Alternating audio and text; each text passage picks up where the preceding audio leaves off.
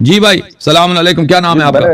جی جی جی جی وعلیکم السلام، سید نعمان رضا شاہ۔ سید بھائی، سید نعمان رضا شاہ صاحب، حکم کریں، کہاں سے کال کیا؟ جی میں اسلام آباد سے بات کر رہا ہوں، اور آپ کو ریفرنس کے طور پر بتاتا ہوں کہ سید علی الحسن نقوی اور میں ہمسائے بھی ہیں، اور بہت پرانے کو 25 سال کے پرانے کے تعلق دار ہیں اور دوست ہیں۔ ان کے متعلق کوئی اسکینڈل والی بات بتائیں نا، سب کو مزہ آ جائے۔ ٹھیک ہے نہیں، سید علی الحسن نقوی بڑا ہی نیک نیت اور ایماندار انسان ہے۔ نہیں، وہ باتیں جو آپ کو پتا ہے جو ہمیں نہیں، وہ بتائیں نا۔ مزہ آئے سب کو۔ ہاں نہیں وہ نہیں، وہ نہیں شروع سے بتائے ہی گا، نا دیکھیں میرا چونکہ دوستی بھی ان کے ساتھ اسی وجہ سے ہوئی تھی کہ میں اور علی الحسن نقوی جو تھے نا، وہ بڑے مختلف قسم کے اہل سنت بچے تھے نا۔ اچھا صحیح۔ ہم وہ تھے کہ مطلب میں آپ کو اپنا بتاتا ہوں کہ جس سے نا تھوڑا سا سننے والوں کو بھی فائدہ ہو، کیونکہ ہمارا مسئلہ یہ ہوتا ہے کہ میں نے ابھی پیچھے وہ ان مولانا صاحب کی گفتگو نہیں سن رہا تھا، صرف جیسچر سن رہا تھا، تو آواز مجھے آپ کی آ رہی تھی نا۔ صحیح۔ تو اس سے مجھے اندازہ یہ ہوا کہ جو اخلاقیات کا دین بیسیکلی آیا، وہ دین تو آیا لیکن وہ اخلاقیات ہم نے اپنے کردار کے اندر شامل نہیں کی، کہ گفتگو بھی ہم بے ربط طریقے سے کر رہے ہیں۔ کیونکہ ذرا جب تک اگلے کا موقف نہیں سنا جائے گا اور اس کے ہی اکارڈنگلی اس کا جواب نہیں دیا جائے گا، تو سارا ہی وہ وقت بھی ضائع ہو جاتا ہے اور وہ ایفرٹ بھی ساری ضائع ہو جاتی ہے۔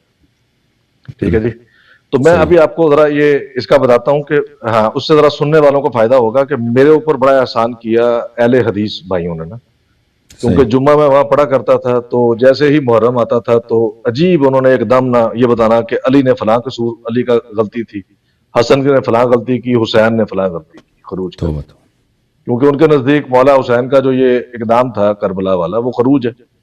ٹھیک ہے نا، کیونکہ ان کا جو اولی الامر ہے وہ یزید ہے، حاکم وقت۔ ٹھیک ہے نا، اگر وہ اولی الامر کو جو ہے اس طرح سے مان لیں گے اہل بیت کے پرسپیکٹو میں، تو پھر تو سارے کا سارا ان کا اوپر سے خلافت بھی ساری ڈھہ جائے گی نا، سارا سسٹم ہی خراب ہو جائے گا۔ بالکل۔ تو اس چیز نے مجھے مجبور کیا کچھ کتابیں پڑھنے میں، اور میں نے جب اپنی ہی اہل سنت کی کتابیں بخاری وغیرہ پڑھی تو مجھے بہت ساری چیزیں اپنے لیے کلیئر ہو گئیں۔ آپ کے ساتھ بات کرنے کا مقصد یہ تھا کہ ایک تو یہ جو پاکستانی عوام ہے نا، خاص طور پر اردو سپیکنگ جتنے ہم انڈیا پاکستان میں رہنے والے، جی سر، قرآن اور حدیث سے اور علم سے اور کتاب سے تو ہمارا لینا دینا کچھ نہیں ہے۔ صحیح۔ ٹھیک ہے، ہم دلیل کو پسند کرتے ہیں اور دلیل سے ہی متاثر ہو جاتے ہیں۔ جیسے میں نے بات پہلے کچھ اور کرنی تھی، لیکن اب جیسے وہ پچھلے مولانا صاحب جو فریز ہو گئے تھے، ٹھیک ہے، جی، اور جہاں وہ فریز ہوئے تو وہاں بخاری کی آپ نے ایک روایت نکالی ہوئی تھی کہ اللہ کے رسول یہ فرماتے ہیں کہ میرے کچھ اصحاب جو ہیں وہ جہنم کی طرف لے کر ان کو لے جایا جا رہا ہوگا۔ ٹھیک ہے جی، تو میں یہ تو میرے اصحاب ہیں، تو مجھے بتایا جائے گا کہ نہیں، انہوں نے آپ کے بعد دین کو بدل دیا۔ اچھا، اسی طرح کی ایک جو حدیث اور بخاری کے اندر ہے کہ وہ یہ ہے کہ اللہ کے رسول صلی اللہ علیہ وآلہ وسلم فرماتے ہیں کہ حوض کوثر پر میرے اصحاب مجھ پر پیش کیے جائیں گے، یکا یک ان کو مجھ سے الگ کر دیا جائے گا، میں ان کو اور وہ مجھے پہچان رہے ہوں گے دیکھ کر۔ بالکل بالکل۔ ٹھیک ہے، بالکل۔ تو اللہ کے رسول نے کہا کہ مجھے بتایا جائے گا کہ یہ آپ کے اصحاب نہیں ہیں، آپ کے دنیا سے جانے کے بعد انہوں نے دین کو بدل دیا تھا۔ بالکل۔ اچھا، اب یہ بخاری کے اندر بھی ہیں روایات، یہ ساری واضح ہیں، جو مطلب کہ ایک بیسیکلی ایک دیکھیں یہ جو لفظ ہے نا، یا یہ جو ایک فرقہ ہے شیعہ، یا تو مجھے لگتا ہے یہ صحیح طرح سے اپنا موقف نہیں پیش کر سکا، آپس میں بھی اختلافات کا شکار رہا، اور کچھ دنیا داری اور دنیا حاصل کرنے کے لیے ان لوگوں نے، یعنی کہ اگر میں اس پرسپیکٹو میں بات کروں کہ جو پاکستان کے زیادہ تر شیعہ ہیں، سننے والے کو یہ اندازہ نہیں ہوتا کہ ان میں سے عالم دین کون ہے، پڑھا لکھا آدمی، اور ذاکر کون ہے۔ تو ذاکر نے اس پورے مقصد کو بڑا نقصان پہنچایا ہے، پاکستان کا جو جاہل ذاکر جو انڈیا میں بھی ہوتا ہے اس جگہ۔ صحیح بخاری سے، صحیح مسلم سے ایسی ایسی باتیں خوفناک ثابت ہیں کہ میں وہ چاہ کر بھی اہل سنت ہو کر بیان نہیں کر سکتا۔ جیسے مسلم کی ایک روایت ہے، میرے پاس اب اس وقت نمبر نہیں ہے، تو میں ذرا، کیونکہ میں مولانا کے پرسپیکٹو میں کانٹیکسٹ میں بات کر رہا ہوں، ٹھیک ہے جی سر، کہ ایک دفعہ حضرت عباس اور مولا علی علیہ السلام جو ہے وہ تشریف لے گئے خلیفہ دوم حضرت عمر کے پاس، ان کا آپس میں زمین کا کوئی جھگڑا تھا۔ ٹھیک ہے جی، تو انہوں نے جب بات رکھی تو جناب خلیفہ محترم دوئم نے فرمایا کہ دیکھو علی، جب ابو بکر خلیفہ بنا تو تم نے، یعنی کہ علی نے، ابو بکر کو جھوٹا، بددیانت، خائن اور بے ایمان کہا. اسی طرح کے الفاظ ہیں کچھ 3 صحیح. 4. اور جب کہ میں خلیفہ بنا تو تم نے مجھے بھی یہی کہا، بے ایمان، جھوٹا، بددیانت. یہ مسلم کی روایت ہے. میرے پاس ابھی نمبر نہیں ہے لیکن میں نکال دوں گا اس کو یقیناً. ٹھیک ہے جی. صحیح. اچھا، اب مسئلہ یہ ہے کہ کیا یہ روایت جو زبان علی شان خلیفہ دوم کی اپنی جو ہے ماشاءاللہ زبان سے یہ فرمودات ادا ہوئے ہیں، یہ کافی نہیں ہے کہ علی جس کو جھوٹا سمجھے گا، منافق سمجھے گا، بے ایمان سمجھے گا، علی ان کی بیعت کر لے گا لاجیکلی دلیل کے طور پر اگر دیکھا جائے، صحیح. قرآن کو سائڈ پہ بھی رکھ کر. تو وہ پرابلم ہمارا یہ ہے کہ جب آتی ہے نا، میں نے اسی وجہ سے کبھی کوئی شیعہ کتاب کو اس لیے اس کا مطالعہ نہیں کیا کہ اگر میں اس کا ریفرنس دوں گا تو وہ مجھے مکس ہو جائے گا کبھی کہ اہل سنت میں سے کون سی آئی، شیعہ میں سے کون سی آئی. اٹس سیلف ہماری اہل سنت کی ماشاءاللہ کتابیں بخاری اور مسلم ہی کافی ہیں اس ماشاءاللہ. سارے نظام کا جو ہے نا، جو خلافت کا بنا ہے بیڑا غرق کرنے کا. صحیح فرما رہا ہے. میں آپ کی تائید میں آپ نے جن حدیث کی طرف اشارہ کیا، میں ایک حدیث دکھا دوں آپ اور دوسرے بھی لوگ دیکھ لیں. جی بھائی صاحب فاضل آدمی، انہوں نے تحقیق کیا کہ اگر شیعوں کا موقف ہمارے بہت ہی محترم اہل سنت بھائیوں کو سخت لگتا ہے تو یہ اس لیے ہے کہ ہمارے بھائی بہت ساری باتوں کو نہیں جانتے، ان کو علماء کو بھی نہیں معلوم کیونکہ علماء اچھی طرح سے پڑھتے نہیں، اگر پڑھتے بھی ہیں تو وہ لوگوں سے چھپاتے ہیں. تو بہرحال یہ کتاب دیکھیں بخاری ہے، یہ جلد نمبر ہے 6 اور ان کا ترجمہ ہے حافظ عبدالستار حماد صاحب کا. اور یہ کتاب دارالسلام جو ہاں میاں اچھا آپ جانتے ہیں، یہ جو ہے دارالسلام پبلیکیشن، یہ اکثر وہابی کے. ہاں جی سر بولیں. جی یہ میں ان سے تھوڑا کچھ عرصہ پڑھ بھی چکا ہوں ان کے مدرسے میں نا، شام کے وقت جا کر درس ہوا کرتا تھا حافظ عبدالستار صاحب سے. اچھا تو یہ کافی فاضل آدمی ہے. دارالسلام جو پبلیکیشنز ہیں میں نے دیکھا یہ اکثر وہابی کتب چاپتے ہیں. ان کا مجھے لگتا ہے وہ سعودی عرب وغیرہ سے کوئی ہے کنیکشن ہے دارالسلام کا. جی یہ مدینہ یونیورسٹی سے ہیں اور مدینہ یونیورسٹی پڑھے ہونے کی وجہ سے ان کا یہ وغیرہ بہت بناتے تھے اور ان مدرسوں کی وجہ سے یہ بہت غریب آدمی تھے، بہت امیر آدمی بھی ہو گئے ماشاءاللہ. ہاں اچھی بات، مجھے بھی یہ اندازہ تھا. یہاں پہ کتاب الحوض میں دیکھیں یہ روایت ہے 6576 کہ رسول پاک صلی اللہ علیہ وسلم نے فرمائیں گے کہ یہ دیکھیں، اب میں اس کو کچھ زوم ان کر دوں تاکہ نظر آ جائے. یہ 6576 نبی صلی اللہ علیہ وسلم نے فرمایا، حضرت عبداللہ ابن مسعود رضی اللہ عنہ سے روایت ہے کہ نبی صلی اللہ علیہ وسلم سے بیان کرتے ہیں کہ آپ صلی اللہ علیہ وآلہ وسلم نے فرمایا میں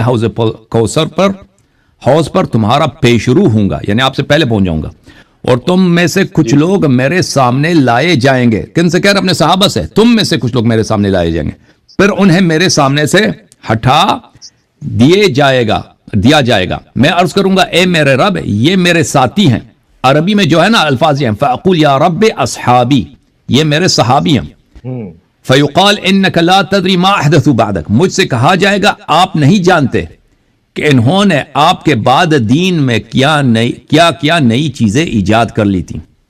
یعنی صحابہ کو جہنم کی طرف لے کے جایا جائے گا کس جرم میں؟ کہ انہوں نے دین میں نئی چیزیں ایجاد کی ہیں. اچھا ایک اور بھی حدیث اسی چیپٹر میں آپ کو دکھاؤں، حدیث نمبر ہے 6582 انس ابن مالک سے روایت ہے. اچھا روایت یہ ہے بھائی، اردو ترجمہ یہ ہے کہ وہ نبی صلی اللہ علیہ وسلم سے بیان کرتے ہیں کہ آپ نے فرمایا میرے کچھ ساتھی، عربی کا لفظ ہے اسیحابی، میرے صحابہ، حوض پر میرے ساتھ آئیں گے اور میں انہیں پہچان بھی لوں گا، لیکن وہ میرے سامنے سے ہٹا دیے جائیں گے. میں کہوں گا یہ تو میرے ساتھی ہیں. فاقول اصحابی، میں کہوں گا یہ میرے ساتھی ہیں. فیقال، وہ کہا جائے گا لیکن مجھ سے کہا جائے گا آپ کو نہیں معلوم کہ انہوں نے آپ کے بعد دین میں کیا نئی چیزیں ایجاد کر دی تھی. کہ یعنی خود صحابہ دین کو چینج کریں گے اور اسی لیے ان کو جہنم لے کے جایا جائے گا. اور یہ روایت بہت ہے، مسلم میں بھی بہت ہے. جی سر بہت شکریہ آپ کا، اللہ تعالیٰ آپ کو جزائے خیر دے. جی سر بولیں مزید. میں ایک بات اور جی اور یہ کرنا چاہ رہا تھا کہ دیکھیں آپ کو مطلب کہ نا آپ کو مطلب ایک سجیشن میں اس لیے ذرا یہ دے رہا ہوں کہ ہم ذرا کوئی بات اس پہ میں کچھ پوائنٹس لے آیا کروں گا، ہم کر لیں گے. یہ فضیلت کے لیے پہلے خلیفہ اور دوسرے خلیفہ کی یہ بیان کرتے ہیں کہ وہ رسول کو بیٹیاں دے رکھی تھیں، یعنی کہ ان کے سسر تھے وہ، ٹھیک ہے، اللہ کے رسول ان کے داماد تھے، جی سر، اور داماد کے بارے میں اللہ کے رسول کا اپنا حکم بھی ہے کہ جو اپنی بیوی کے والدین ہیں ان کے بھی اپنے والدین کی طرح آپ احترام کریں، جی ٹھیک ہوگی بات جی۔ جبکہ میں یہ چاہتا ہوں کہ آج آپ یہ بیان کریں جس سے شیعہ اور سنی اصل میں مسلمان کو یہ پتا چلے کہ جو ابو سفیان کی ایک بیٹی تھی ام حبیبہ، ام حبیبہ، رسول اللہ صلی اللہ علیہ وسلم کے نکاح کے اندر وہ اس وقت ابو سفیان کافر ہی تھا، اور کس بالکل، وقت وہ شادی ہوئی اور کیا اس کا ذرا پس منظر تھا، تاکہ جی بالکل، یہ ذہن سے نکل سکے کہ رشتہ داری سے، اس طرح کی قرابت داری سے کوئی فضیلت ثابت ہو سکتی ہے۔ جی بالکل۔ وہ اس وقت ہے نا ام حبیبہ ہجرت کر گئی تھی حبشہ، اب مجھے یاد نہیں حبشہ میں اس کا شوہر وفات ہو گیا، اب مدینے آ کے وفات ہو گئی، وفات ہو گئے وہ، پھر نبی صلی اللہ علیہ وسلم نے ان سے شادی کی تھی، اور اس وقت ابو سفیان جو تھا کفار کا نہ صرف کافر تھا، کفار کا سردار تھا، یعنی اس کے بعد وہ غزوے ہوئے، مثلا غزوہ احزاب ہوا ہے، غزوہ احزاب میں وہ جتنا لشکر لے کے آئے تھے وہ تو بڑا ہی سخت منظر تھا، غزوہ احزاب، غزوہ خندق، کہ وہ اتنے ہزاروں کے تعداد میں مختلف قبائل سے پورے جزیرۃ العرب سے لوگوں کو، وہ یہود بھی ساتھ مل گئے تھے، عرب بھی ملے تھے، یہود عرب نہیں ہیں، ان کو ملا کے کہ اب مسلمانوں کا بالکل ہم نے خاتمہ، صفائی کر دینا، اس پرابلم کو حل کر دینا بھائی، کہ یہ پرابلم ہے نا ان کو وہ کس طریقے سے حل کرنا، قتل عام سے، کہ ان کے سب مردوں کو قتل کریں گے، عورتوں کو لے کے آئیں گے اپنے لیے، اسی نیت سے آئے تھے۔ اور پھر اللہ تعالیٰ نے کا احسان ہوا کہ بھائی وہ احزاب والے وہ بکر گئے، شکست کھا گئے، عامر بن عبدود کے مرنے کی وجہ سے، وہ قتل، اس کو کس نے قتل کیا؟ امیر المؤمنین علیہ السلام، صرف ایک شخص نے جہاد کیا وہاں پہ، صرف امیر المؤمنین علیہ السلام نے ایک تلوار چلائی ہے، عامر قتل ہوا ہے، تو پھر اس کے بعد وہ بکر گئے، ان کو شکست ہو گئی۔ تو ابو سفیان جو تھا ہر لشکر میں، دیکھیں میرے محترم ناظرین، ہر لشکر جتنے جنگیں ہوئی ہیں رسول پاک صلی اللہ علیہ وسلم کے خلاف، اس میں ابو سفیان لیڈر تھا، ابو سفیان فائنانسر تھا، ابو سفیان اس کے پیچھے، اور اس کی وائف ہند، یہ لوگ اس کے پیچھے جو ہوتا ہے نا کانسپریسی، وہ اس کا نقشہ بنا دینا، پلاننگ کرنا، پیسے جمع کرنا، کیونکہ جنگ کے خرچے ہوتے ہیں، پھر یہ جو ہوتا ہے کہ جنگ کے لیے لوگوں کو آپ ان کو کنونس کریں کہ وہ جنگ میں حصہ لے لیں، بھائی وہ ہر ایک قبیلہ تو نہیں آنا چاہتا بھائی ہم کیوں آ جائیں ادھر، ہمیں قتل ہوں گے، تو ان کو وعدے دینا کہ بھئی ہم پہ آپ کو غنیمت ملے گا یا پیسے ملیں گے، ادھر ان کو لے کے آنا، یہ سب ابو سفیان کے کارنامے تھے۔ تو اس کی بیٹی سے رسول پاک صلی اللہ علیہ وسلم نے شادی کیا، اور اس کے علاوہ حضرت صفیہ ام المؤمنین صفیہ رضی اللہ تعالی عنہ، صفیہ بنت حیی ابن اخطب، وہ حیی بن ابن اخطب جو ہے وہ رسول صلی اللہ علیہ وسلم کا سسر ہے، وہ یہودی ہے، وہ کسی روایت میں نہیں ہے کہ وہ مسلمان بھی ہوا تھا کبھی، وہ یہودی ہے، رسول صلی اللہ علیہ وسلم نے اسے شادی کیا۔ تو یہ نہیں ہے کہ اگر انسان کسی عورت سے شادی کرتا ہے تو اس کا سسر حتماً وہ بڑا ہی مومن آدمی ہوگا، بڑے اچھا آدمی ہوگا، یہ کوئی بھائی یہ لوگ خود مزے کی بات ہے، ایک خود اپنی مسلم میں روایت کرتے ہیں کہ نبی صلی اللہ علیہ وسلم کے دونوں والدین نستجیب اللہ کافر ہیں، ٹھیک ہے نا، جو نبی کے دونوں والدین ہیں، والد اور والدہ دونوں نستجیب اللہ مشرک اور کافر ہیں، پھر یہ، اور ان کے پاس کوئی حدیث بھی نہیں ہے کہ انسان کا سسر ہمیشہ اگر انسان خود مومن ہے اس کا سسر بھی ہمیشہ مومن ہوگا، یہ تو کوئی عقلی قاعدہ ہے، قرآنی قاعدہ تو ہے نہیں، دنیا میں بہت ہوتا ہے کہ آدمی خود نہیں ہمارے یہاں پر، ہاں جی خود مومن ہے، اس کا سسر ہو سکتا ہے کافر ہو۔ دیکھیں میں آپ کو بتاتا ہوں کہ ہمارے دیوبند کے اندر تو قرآن کا ترجمہ، بہت ساری میجورٹی دیوبند میں قرآن کا ترجمہ پڑھنا کفر ہے۔ اچھا، وہ کہتے ہیں کہ آپ ترجمہ نہ، جی وہ ان کا نظریہ یہ ہے علماء کرام کا کہ اگر یہ ترجمہ صرف کیا گیا ہے مدرسے کے طلبہ کے لیے جو عالم دین بن رہے ہیں، یہ عام لوگوں کے لیے نہیں ہے، اس لیے کہ اگر وہ عام بندہ پڑھ لے گا تو اس کے ذہن میں سوال اٹھے گا کہ یہ حجرات میں دو کون شخصیات تھیں جو رسول سے پہلے بول پڑی اور آوازیں بلند ہو گئیں، ٹھیک ہے، اگر وہ پہلے پڑھ لیں گے تو وہ یہ پوچھیں گے کہ یہ جو سورہ تحریم کے اندر جو مذمت آئی ہے ازواج کی، اور اس طرح ایک دو جگہ اور بھی آئی ہے، تو یہ کون سی ازواج تھی، کون سی پہ جو سوال اٹھے گا نا۔ اب ہماری کتابوں میں تو چونکہ الف لیلا کی کہانیاں لکھ دی گئی ہیں جو ہم نے بھی پڑھی تھی۔ دوسرا، خدا بیڑا غرق کرے اس کا، ضیاء الحق کا، کہ اس نے جو بعد میں دین دے دیا اور جو سارے کے ساری شدت پسندی اس ملک کے اندر پیدا کر دی، اس کے بعد تو حرام ہو گیا نا اس طرح کا کوئی بھی مسئلہ ڈسکس کرنا یا اس پہ گفتگو کرنا۔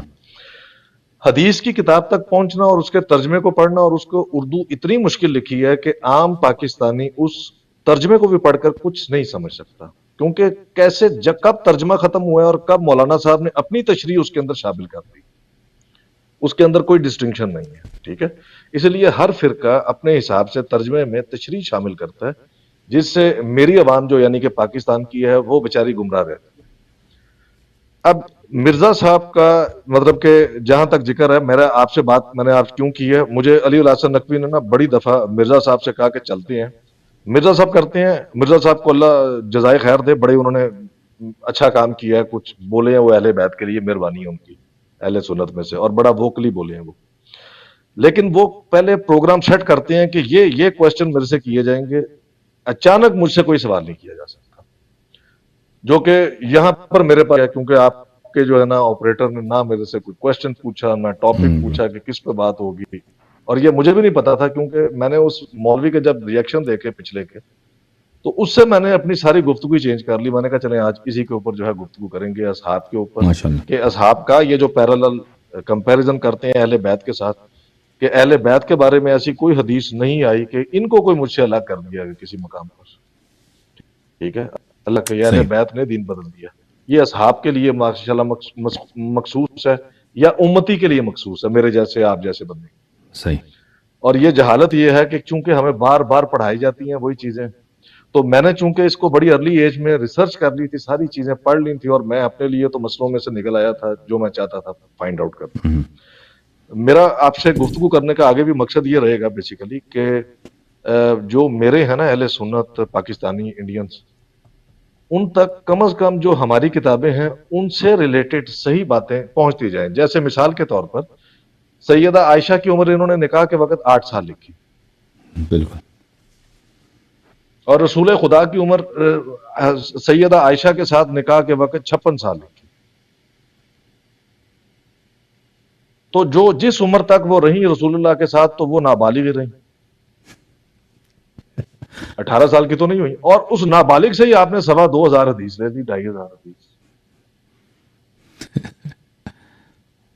اللہ آپ کو جزائے خیر. ٹھیک ہے نا. حالانکہ بالکل عمر میں اور آپ بھی جانتے ہیں کہ انہوں نے بدر میں بھی پارٹیسپیشن کی تھی، عمر ان کی زیادہ ہی تھی، لیکن جب انہوں نے 8 سال لکھ دی تھی تو 8 سال کے بعد ایک 13 14 15 سال کی بچی سے کس طرح احادیث لی جا سکتی ہیں؟ وہ کیسے اتنی چھوٹی بچی جبکہ وہ بلوغت تک کی نہیں پہنچی. شہادت کے لیے بالغ ہونا تو ضروری ہے نا، چاند کی شہادت بھی بالغ سے لی جائے گی، عید کا یا کسی محرم کا چاند ہو. اللہ آپ کو عزت دے. لیکن یہاں ہم نے پورا دین لے لیا، توحید سب کچھ، سیرہ، یہاں تک کہ وہ جہاد وغیرہ، وہ مثلا احد میں کیا ہوا، بدر وہاں پہ وہ تین ہی، اور جس وقت رسول پاک صلی اللہ علیہ وسلم غار حرا میں کیا ہوا کہ انہوں نے خودکشی کرنے کی کوشش کی وغیرہ، سب وہ عائشہ سے روایت. ٹھیک ہے نا. اللہ وہ روایت واقعہ اس وقت کا ہے جب حضرت عائشہ کی خود پیدائش بھی نہیں ہوئی تھی، وہ وقوع اس سے 14 سال پہلے ہو چکا ہوا تھا، بالکل، بلکہ 15-16 سال پہلے. بالکل. تو انہوں نے اس کو بیان کر دیا کہ یہ سارے واقعات ہوئے، اس طرح سے آ کے اس نے جو ہے جکڑا، اور پھر انہوں نے ختیجہ سے کہا مجھ پہ چادر اڑا دو، مجھے ڈر لگ رہا ہے، تو انہوں نے ان کو آگے سے تسلی دی.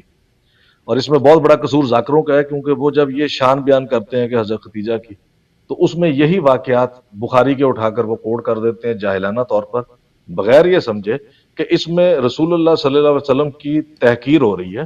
جبرائیل کی یہ جرت نہیں ہے. جبرائیل تو سدرۃ المنتہا کے بعد آگے جائے گا تو جل جائے گا، اس کی تو مطلب جو بھی مقام ہے جبرائیل کا، ان کا ٹوٹل حیثیت یہ ہے سدرۃ المنتہا کے دروازے تک، اس سے پیچھے تک ہے. اس کے آگے انہوں نے انکار کیا کہ میں معذور ہوں، میں جاؤں گا تو جل جاؤں گا، آگے نور بہت جو ہے نا وہ میری تاب میں اس کی نہیں لا سکتا، جیسے موسیٰ نہ لا سکے کوہ طور کے اوپر.